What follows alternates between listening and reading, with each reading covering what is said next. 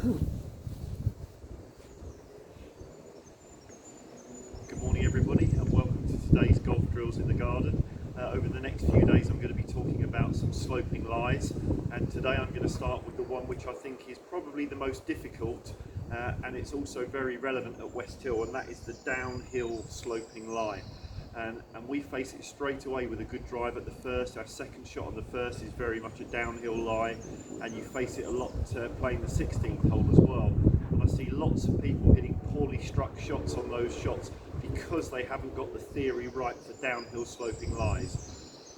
And the reason I think it's a difficult one is, firstly, your natural setup fights against your natural instinct for balance, and secondly, because the ground on the left side is lower, most people, or more than 50% of golfers, struggle to take a divot beyond the ball anyway. So when the ground is lower beyond the ball, it makes it even harder to get that good strike, and even more likely to hit the ground before the ball where the ground is higher. So let's talk about the couple of things that make it so difficult. So if I was to stand up dead straight and talk to you here now, I'm in a very balanced position because my spine is vertical. And that's what everybody would do if they stood on a side slope talking to somebody without even realising this is what they would do automatically.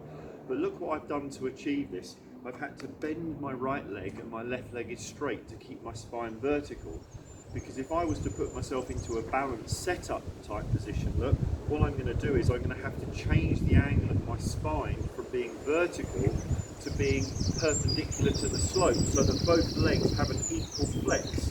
Now as soon as I do that, my shoulders are now left of centre, my head is nearer my left foot, and I basically feel in a very out of balance position. There's much more weight on my left foot here.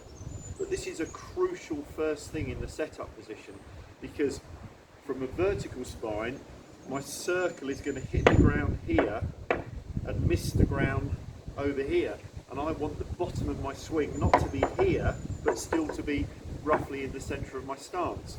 So by making my spine this way, my U shape as it swings around me, the club head, is now going to be coming down to reach the ground in the middle of my stance and be able to stay lower beyond rather than moving up and away from the ground. Lots of people will get told to put their weight on their left foot, but because they don't like this feeling of loss of balance, they tend to do it like this. Well, now that hasn't achieved anything because the spine is still the wrong way and you're still going to hit the ground early. So you really have to feel hips this way, shoulders this way to get the spine in this type of position here. Your head's going to feel in front of the ball, which feels weird. Lots of weight here, and left shoulder's going to feel lower than right shoulder, which is also weird. But now when I turn back and through, I can very much swing down the line of the slope.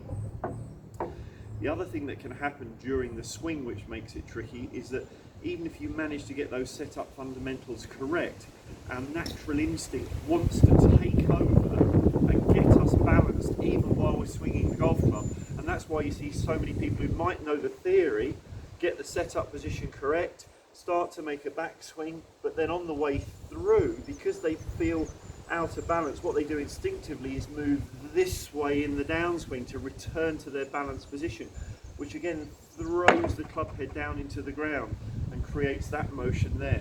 So you've got to really make sure that as you swing down and through, you're trying to hold these angles, and your mission, just like on every other shot I've talked about, is to try and clip the ground beyond the ball in the left half of your stance. So a great way to get a feel for this when you're out on the first hole, if you're on a side down slope, is to say, right, I'm going to angle myself this way, and I've got to make a practice swing which clips the ground beyond the ball. If you don't do this enough, you'll still be not reaching the ground.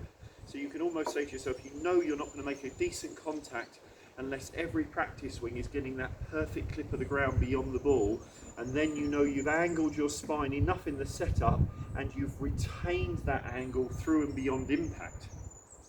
So this is, I don't know, probably a 15 or 20 degree incline that I've set here. If you get one that's a really extreme one, you know, 30, 35, even 40 degrees, I've even had shots there where I know that I'm going to lose my balance after the ball's gone because I'm so far tipped this way that as the club unleashes down and through, you feel like you're almost trying to chase the slope down and through. The pull of, because your head and shoulders are so far this way, the pull of the club head actually then takes you off walking after the shot in the old Gary Player style. But that's fine, as long as it helps you to maintain the correct angles of your swing to get into the back of the ball, then almost set your mindset that the slope is so steep that that's what's likely to happen.